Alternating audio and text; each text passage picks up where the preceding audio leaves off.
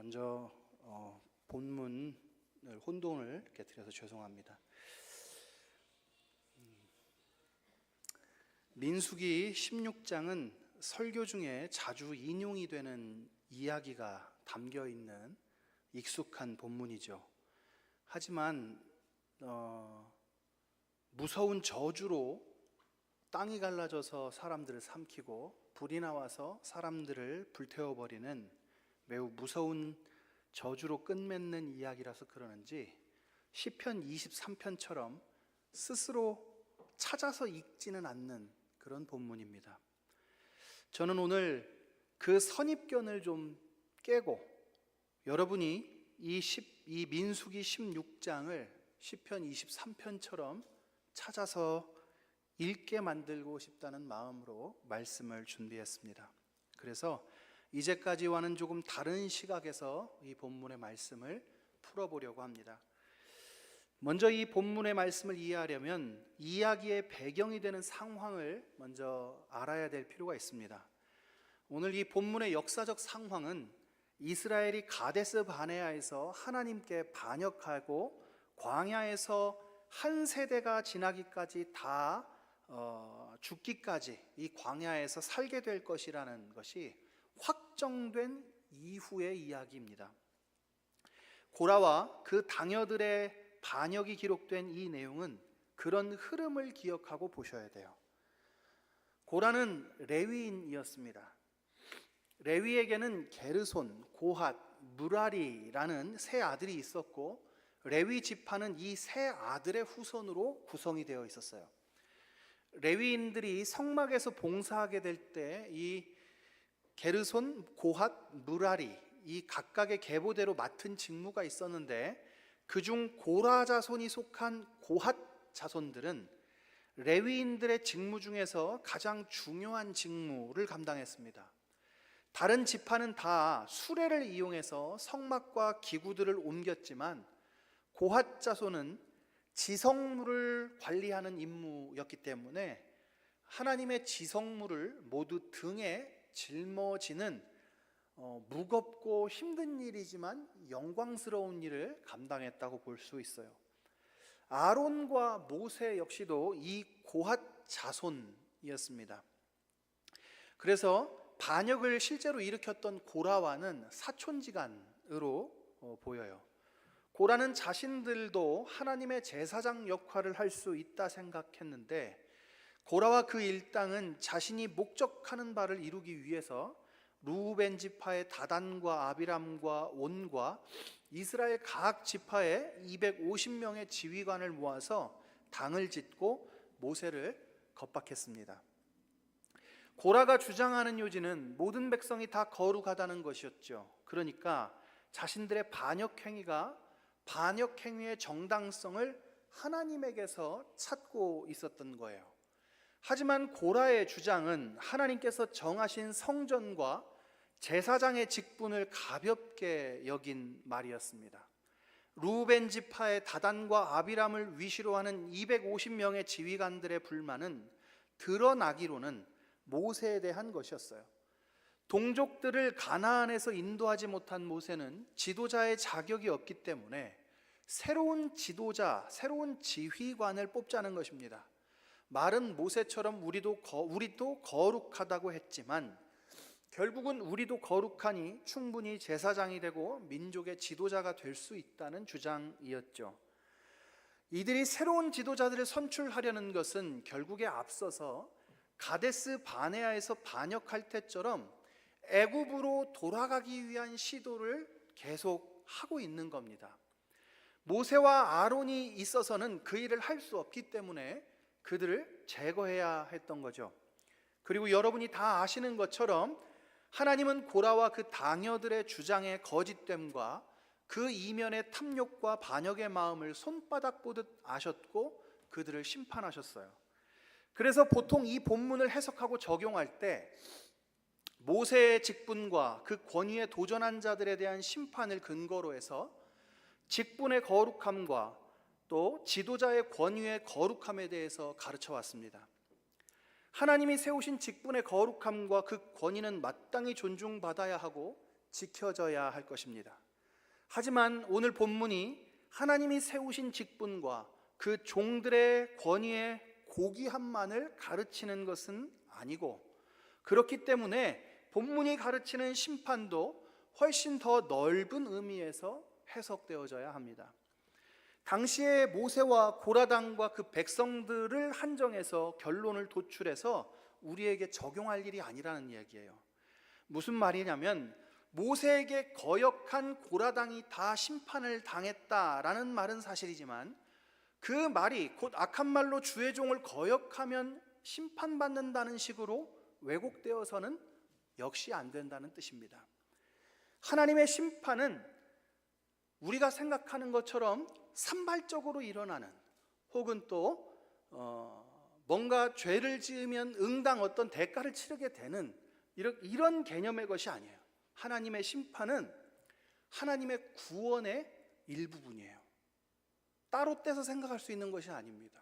구약 성경의 하나님의 구원은 언제나 심판과 동반돼요. 하나님의 구원이 있는 곳에는 심판이 있어요. 출애굽을 할 때 보세요. 이스라엘 백성들이 홍해를 뚫고 지나가잖아요. 그리고 뭐가 있었어요? 홍해를 이스라엘 백성들이 다 지나간 다음에 하나님이 애굽 사람들을 다 심판하셨어요. 이스라엘 사람들에게는 심판이 곧 구원이었던 거예요. 오늘 이 본문만 보아도 고라와 그 당여들이 하나님의 심판을 받아요. 그리고 나머지는 어떻게 된 거예요? 그들을 그냥 두었다가 함께 죄를 범해 죽는 것을 막죠. 하나님의 구원인 거예요. 그래서 하나님의 구원은, 이 하나님의 심판은 하나님의 구원의 피날레예요. 하나님의 구원 역사가 창조와 타락과 구속과 완성으로 가요. 이 완성이 무엇이냐? 하나님의 구속의 완성, 하나님의 심판이 될 때 구원이 완성되는 거예요. 그래서 성경 전체에 걸쳐서 매우 중요한 주제입니다. 이 본문만 따로 떼서 보기보다 전 성경의 원리에 비추어서 해석하고 말씀을 적용해야 우리가 무리가 없어요. 그러면 오늘 본문이 우리에게 주는 하나님의 심판에 대한 교훈은 무엇입니까? 우리는 어떻게 하면 이 본문을 통해서 더 넓은 관점에서 하나님의 심판에 대해서 배울 수가 있을까요? 첫째로, 모세의 겸손하고 하나님을 의지하는 태도는 예수 그리스도를 예표합니다. 모세는 이 어처구니 없는 상황에서 어떻게 하죠? 4절입니다. 모세가 듣고 엎드렸다가. 모세가 고라당의 불평과 시비를 듣자마자 한 일은 하나님께 엎드리는 거예요. 고라당과 시시비비를 가리지 않았어요. 15절입니다. 모세가 심히 노하여 여호와께 여짜오되. 모세는 매우 화가 났어요. 그들의 주장이 터무니없었기 때문이고, 가나안에 들어가지 못한 이유는 모세 때문이 아니라 그들 자신들의 불평과 원망 때문이었기 때문입니다. 모세가 아무리 온유한 사람이라도 화를 삼키기 어려웠을 것이에요. 우리가 모세였다면 사람들을 시켜서 고라당을 잡아가두고 징치했을 겁니다. 하지만 그럼에도 모세는 그들과 논쟁하지 않고 엎드리며 하나님께 그 화를 쏟아놓고 자신의 결백을 주장합니다. 모세의 하나님 앞에서의 이 겸손하고 하나님을 의지하는 태도는 예수 그리스도께서 이 땅에서 도살장으로 끌려가는 어린 양같이 잠잠하신 것을 상징해요. 예수 그리스도께서 어떤 고난에서도 잠잠히 하나님의 인도하심을 따르고 맡기신 것처럼, 예수 그리스도께서 사람들의 손에 넘겨져 십자가에 달리셔서 자기의 영혼을 아버지께 의탁하실 때까지 참으시고 잠잠하셨던 것을 보여주는 거예요. 제가 뜬금없이 갑작스럽게 모세가 그리스도를 예표한다 이렇게 주장하니까 당황스러우실 수 있습니다만, 성경, 특별히 구약 성경의 선지자, 제사장, 왕들은 거의 대부분 예수 그리스도의 예시입니다. 장차 오실 예수님은 이런 분이에요 하고, 이런 일을 하는 분이에요 하고 미리 보여주는 예시예요. 예수님이 그리스도라고 불리죠. 그리스도라는 말이 무슨 뜻입니까? 기름 부음을 받았다는 뜻이에요. 히브리 말로는 메시아가 됩니다. 기름 부음을 받은 자라는 말이 바로 선지자도 그리스도예요. 선지자도 머리에 기름 부으니까요. 왕도 그리스도예요. 왜요? 머리에 기름 부어 세우니까요. 제사장도 그리스도예요. 제사장도 취임할 때 머리에 거룩한 기름을 붓거든요. 예수님께서는 각기 따로 흩어져 있던 선지자와 제사장과 왕의 모든 직분을 함께 수행하신 우리의 대제사장, 우리의 선지자, 우리의 하나님의 말씀을 가르치신 선지자, 우리의 왕인 것이죠. 그리스도의 이스라엘 백성을 애굽에서 출애굽시키는 모세가, 또 홍해를 가르고 백성들을 마른 땅으로 건너게 하는 모세가, 백성들의 범죄에도 자기 목숨을 걸고 중보기도 하는 모세가 예수 그리스도를 예표한다고 하는 것은 이해를 하는데, 지금 여기 이 본문에서 모세가 그리스도를 예표한다는 사실을 받아들이지 못할 이유가 없는 거죠. 그래서 모세의 겸손한 태도를 통해서 그가 하나님의 구원 계획에 겸손에게 순종하신 아들 예수 그리스도를 예표한다는 사실을 우리 모두가 믿는다면, 우리는 이 본문을 어떻게 적용해야 할까요? 즉, 예수 그리스도가 모세를 예표한다는 사실을 믿는 사람들은 하나님의 심판에 대해서 어떤 자세를 가져야 하냐는 거예요. 모세와 그리스도께서 그러셨던 것처럼 주님의 뜻이 이루어지도록 겸손하게 구해야 됩니다. 모세가 사람들과 멱살 잡고 시시비비를 가리지 않았어요. 억울한 것을 그들에게 주장하지 않았습니다. 예수님은 십자가에서 죽기까지 참으셨어요. 왜 그렇게 하셨을까요? 왜 참으셨을까요? 예수님께서 이렇게 말씀하시죠. 내가 그렇게 해야 말씀이 그러리라고 한 대로 이루어지지 않겠느냐고 말씀하셔요. 즉, 그렇게 해야만, 내가 참아야만, 내가 심판을 받아야만, 내가 하나님의 심판을 수용해야만 하나님의 구원이 완성된다라는 뜻이에요. 모세도 이전에 참지 못한 적이 있죠. 무리바에서 물을 달라고 소동을 일으키던 백성들에게 반역한 너희여 라고 화를 내고 반석에게 명령해 물을 내라는 말씀대로 하지 않고 반석을 지팡이로 때려 깨뜨리죠. 결과적으로 안반수가 터졌지만 그의 화는 하나님의 거룩함과 영광을 나타내지 못했습니다. 그 결과 가나안에 들어가지 못하게 되죠. 우리가 세상을 살 때 화나는 일이 왜 없겠어요? 그러나 야고보는 사람의 성내는 것이 하나님의 의를 이루지 못함이라고 말씀했습니다. 바울은 에베소서 4장에서 화를 내는 것이 마귀에게 틈을 주는 것이라고 가르쳤어요. 직분을 맡아서 주의 일을 감당할 때에 억울한 일, 답답한 일, 화나는 일 왜 없겠습니까? 그러나 그것을 원인을 제공한 사람과 시비를 가려서는 안 돼요. 그들에게는 우리의 분노를 쏟아내서 안 됩니다. 때로 누군가에게 털어놓고 위로받고 싶지만 하나님께 하십시오. 그게 가장 좋은 방법이에요. 하나님께서 중재자가 되시고 심판자가 되셔서 우리의 머리를 들어줄 날을 바라보십시오. 신자는 주님의 손에 맡기는 사람들입니다. 하나님의 의지가 우리를 다스리고 인도하심을 믿고 인생의 모든 일을 주님께 맡기는 거예요. 억울한 일도 맡기고 답답한 일도 맡깁니다. 주님께 맡기고 엎드리는 것이 최선임을 깨달은 사람들, 그 사람들이 바로 믿는 사람들이에요. 주님께서는 뜻이 하늘에서 이루어진 것 같이 어디에서도 이루어져요? 땅에서도 이루어지리라. 여러분, 이게 무슨 말이에요? 기도말이에요. 예수님께서 우리에게 가르치신 기도말이에요.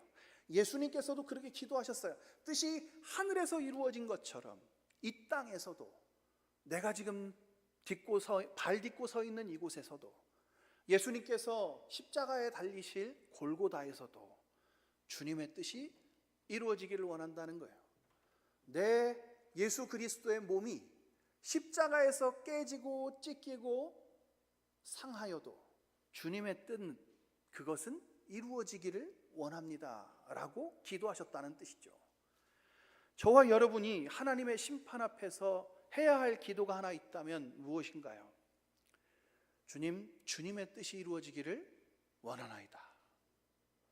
하늘에서처럼 이 땅에서도 하나님 내 안에서 오직 주님의 뜻만이 존귀함을 받기를 원하나이다 하고 겸손히 구하는 것, 그것이 하나님의 심판을 대하는 자들의 태도입니다. 둘째는 고라의 반역은 모든 인간들의 반역을 상징해요. 고라와 그 당여들의 반역을 어떻게 볼 건가 하는 문제는 여러 견해들이 있어요. 주의 종들에 대한 거역으로 보기도 하고 그것은 충분히 설득력 있는 해석이에요. 하지만 그렇게만 본다면 이 본문을 좀 너무 좁게 보는 거예요. 주의 종들에 대한 거역으로 보기도 하고 그것은 충분히 설득력 있는 해석이지만 전 성경의 관점에서 보자면 고라와 그 당여들의 반발은 인간의 죄성에서 기인하고 아담이 하나님의 자리를 탐하여 벌어진 일과 일맥상통해요. 하나님께서도 고라와 그 당여의 반역을 모세에 대한 반역으로 취급하지 않으셨습니다. 하나님에 대한 반역으로 여기셨어요. 그래서 너희들이 하나님을 멸시한다, 여호와를 멸시한다고 말하는 거 아닙니까? 그렇게 해서 반역으로 처리되는 거예요. 12절에서 14절 말씀 같이 읽어볼까요? 모세가 엘리압의 아들 다단과 아비람을 부르러 사람을 보냈더니 그들이 이르되 우리는 올라가지 않겠노라. 내가 우리를 젖과 꿀이 흐르는 땅에서 이끌어내어 광야에서 죽이려 함이 어찌 작은 일이기에 오히려 스스로 우리 위에서 왕이 되려 하느냐. 이뿐 아니라 내가 우리를 젖과 꿀이 흐르는 땅으로 인도하여 드리지도 아니하고 땅과 포도원도 우리에게 기업으로 주지 아니하니 내가 이 사람들의 눈을 빼려느냐. 우리는 올라가지 아니하겠노라. 서두에 이 본문이 가데스 바네아의 사건 이후의 일이라는 말씀드렸어요. 그러니까 그때의 반역으로 40년의 광야 생활이 결정된 후의 이야기예요. 말씀을 보면 모세가 젖과 꿀이 흐르는 땅, 그러니까 여기서 이 반역자들은 젖과 꿀이 땅이 흐르는 땅을 어디로 보고 있나요? 가나안인가요? 아니에요. 이 사람들이 말하는 젖과 꿀이 흐르는 땅이란 지금 여기에서 애굽이에요. 애굽. 너희가 젖과 꿀이 흐르는 땅 애굽에서 우리를 끌고 나와가지고 이 광야에서 죽인다라고 한 말이죠. 또 젖과 꿀이 흐르는 땅으로 인도하여 드리지도 못하고, 이 사람들 재밌는 사람이에요. 젖과 꿀이 흐르는 땅이 애굽이라고 했다가 또 가나안이라고 말해요. 이랬다가 저랬다 하지만 어쨌든 이 젖과 꿀이 흐르는 땅 가나안으로, 너희가 말했던 젖과 꿀이 흐르는 땅 가나안으로 드리지도 못하고 밭과 포도원도 우리에게 기업으로 주지 아니하고, 이것이 모세의 죄라고 주장을 합니다. 그런데 애굽에서 이끌어내신 것, 가나안을 약속한 것, 모세가 한 건가요? 하나님이 하신 거죠. 그리고 가나안에 들어가지 못한 이유는 자신들이 믿는 믿음 없는 정탐꾼들의 말에 속아 넘어갔기 때문이에요. 무엇보다 이들은 이 모든 일의 원인이 자신들이 가데스 바네아에서 정탐꾼들의 악평을 받아들이고 선하신 하나님의 사랑과 선의를 왜곡한 죄, 그의 전능하시고 거룩하신 하나님의 능력을 무시한 죄를 인정하지 않고 모세를 탄핵함으로 하나님을 탄핵하고자 했던 것입니다. 그러니까 이 반역을 지도자에 대한 반역으로 규정하는 것은 너무 좁게 보는 거죠. 이들은 하나님께 반역하고 있는 거예요. 이 상황에서 모세는 모든 것을 하나님께 맡겼어요. 심지어 심판받는 것, 모세는 광야에서 삶을 마감하는 것까지 받아들였어요. 하지만 고라와 그 당녀들은 어땠습니까? 받아들이질 못했어요. 하나님께 맡기지 못하는 것, 하나님의 일하심을 신뢰하지 못함으로 벌어지는 이 반역은 고라만의 이야기가 아니에요. 역사가 아주 깊어요. 아까 말했던 것처럼 하나님처럼 되고자 아담과 하와가 선악과를 따먹었어요. 하나님처럼 지혜롭게 됐다, 하나님이 되고 싶다는 뜻이에요. 사사시대의 사람들은 어땠습니까? 이스라엘 사람들은 왕을 뽑아달라 그래요. 왕을 세워달라 그래요. 하나님 뭐라고 하셨죠? 사무엘에게 이 자들이 나로 자신들의 왕이 되지 못하게 한다 그랬어요. 이스라엘의 왕 되신 하나님을 끌어내리고 사울을 왕으로 삼았어요. 그 이후로 모든 왕들이 그들이 이끄는 이스라엘은 바알과 아세라를 섬겨 부강하기를 꿈꿨죠. 성경에 기록된 모든 죄가 고라와 그 당여들의 반역과 다르지 않은 같은 성질의 반역입니다. 이것은 고라와 이스라엘의 간덩이가 특별히 부어서 저지른 일이 아니라 우리도 매일같이 하는 일이에요. 하나님께서 거룩하게 하신 질서를 탐욕에 사로잡혀 어지럽히고 부정합니다. 사실 모든 죄의 근원이 이 하나님과 그 말씀을 미워하는 마음에서 시작해요. 하나님께서 사랑하라 하신 것을 사랑하지 않고 하나님께서 사랑하지 말라 하신 것을 사랑합니다. 하나님께서 주신 것보다 내가 손으로 만든 것이 더 현명하고 훌륭하다고 여겨요. 그것이 우리의 일상의 반역이에요. 하지만 무엇보다 여기 이 본문에서 고라와 그 당여들의 반역이 갖는 상징성은 하나님이 주신 유일하신 구주 예수 그리스도를 거부하는 겁니다. 사람들은 고라들이 하나님이 세우신 모세를 거부했듯이 예수 그리스도가 하나님의 유일한 구원이라는 사실을 끊임없이 거부해요. 예수님이 이 땅에 오셨지만 누구도 예수님을 영접하지 않았다 그랬어요. 예수님의 말씀에서 어떻게든 꼬투리를 잡아 죽일 기회를 엿볼 뿐이었습니다. 사도 베드로가 이 점을 지적하죠. 사도행전 3장 13절에서 15절 말씀입니다. 아브라함과 이삭과 야곱의 하나님 곧 우리 조상의 하나님이 그의 종 예수를 영화롭게 하셨느니라. 너희가 그를 넘겨주고 빌라도가 놓아주기로 결의한 것을 너희가 그 앞에서 거부하였으니 너희가 거룩하고 의로운 일을 거부하고 도리어 살인한 사람을 놓아주기를 구하여 생명의 주를 죽였도다. 그러나 하나님이 죽은 자 가운데서 그를 살리셨으니 우리가 이 일의 증인이라. 예수님의 말씀이 거북할 수 있지만 사람들은 그 정도가 아니라 예수님과는 한 하늘 아래 살 수 없을 정도로 예수님을 미워했어요. 예수를 죽인 자들은 사도들을 겁박하여 그의 가르침을 더 이상 가르치지 못하게 했어요. 그것은 바리새인과 사두개인들만의 문제가 아니에요. 그들과 우리는 같은 본성을 가진 사람들입니다. 세상이 예수와 그의 가르침을 죽이고자 했던 것처럼 우리 역시 예수와 그의 가르침을 순종하지 않고 거역해요. 하나님이 보내신 예수 그리스도를 거부하고 성령을 회방합니다. 그것이 우리의 본성입니다. 고라는 곧 우리예요. 신자의 삶이란 무엇입니까? 이처럼 주님의 말씀에 끊임없이 거역하고 미워하는 본성, 고라와 같은 본성과 순종의 영이신 성령의 도움으로 싸워내는 거예요. 사도 바울은 자기를 쳐서 그리스도께 복종케 하라고 했고 죄와 피 흘리기까지 싸우라고 말했습니다. 그 싸움을 포기하지 않고 계속하는 것을 성령 충만한 삶이라고 말하는 것이에요.